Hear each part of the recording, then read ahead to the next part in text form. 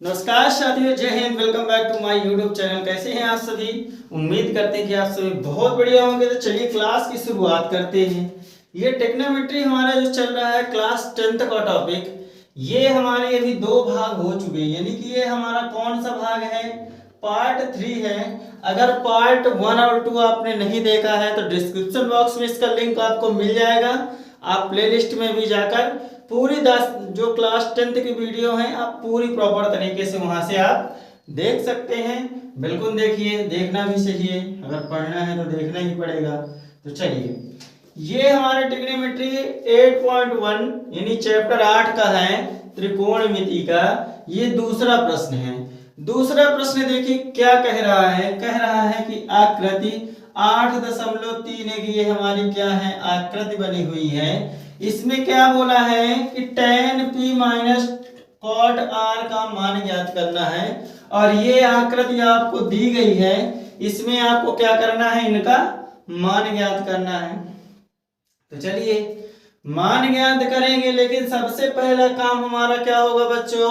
सबसे पहला काम होगा कि यहाँ एक भुजा का मान दिया है, दूसरी का दिया है लेकिन तीसरी का नहीं दिया है। तो सबसे पहला काम हमारा क्या होगा कि ये वाली भुजा हमें क्या करना है, फाउंड करना है। यानी कि हमें पहले ये वाली भुजा को मान निकालना पड़ेगा। तो चलिए इस वाली भुजा का हम मान निकाल लेते हैं। तो मान निकालेंगे, कैसे निकालेंगे? देखें कि जो ये P बिंदु है, यहाँ पे हमारा कोण बन रहा है। यानी कि हमें क्या निकालना है, QR निकालना है। तो QR जब हम निकालेंगे तो QR का क्या फार्मूला हो जाएगा कि ये सामने वाली भुजा हमारी क्या हो गई, कर्ण हो गई।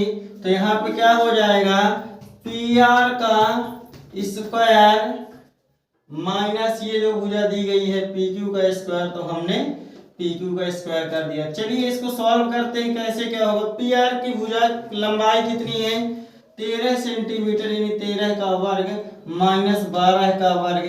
तो कितना हो जाएगा, वर्ग वर्ग वर्ग। आपको निश्चित रूप से स्क्वायर को टॉपिक में प्लेलिस्ट में जाकर आप ले सकते हैं, देख सकते हैं। ये है 169 और इसका होगा 144। यानी कि इनको दोनों को माइनस करेंगे हम तो कितना प्राप्त होगा हमें? निश्चित रूप से यहाँ पे 25 प्राप्त होगा। और 25 यानी कि हमें यहाँ पे किसका वर्गमूल है, 5 का वर्गमूल है। तो ये QR हमें कितना प्राप्त हुआ, 5 प्राप्त हुआ।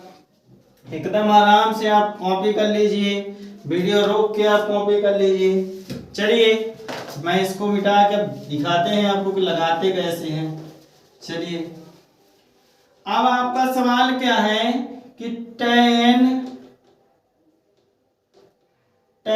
p माइनस cot r का आपको क्या करना है, मान बताना है। तो चलिए पहले यहाँ tan p यानी कि आप देख रहे हैं कि कोण हमारा कहाँ पे बन रहा है, बिंदु P पर बन रहा है। जब बिंदु P पर कोण बनेगा, ये बन गया, तो यहाँ जो ये भुजा, ये कोण से सटी हुई भुजा, ये हमारी क्या कहलाई, आधार कहलाई। और इसके सामने की भुजा हमारी क्या कहलाएगी, तो लंब कहलाएगी।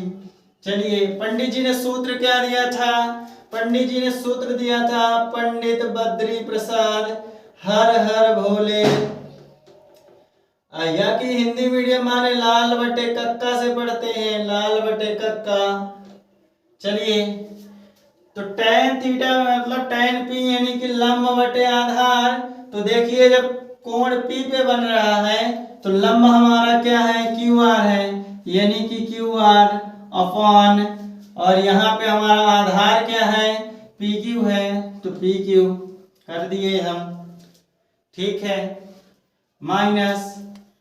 फिर देखते हैं यहाँ cot r बोला है, पहले इसको सॉल्व कर लेते हैं, इसके बाद उसको आगे चलते हैं।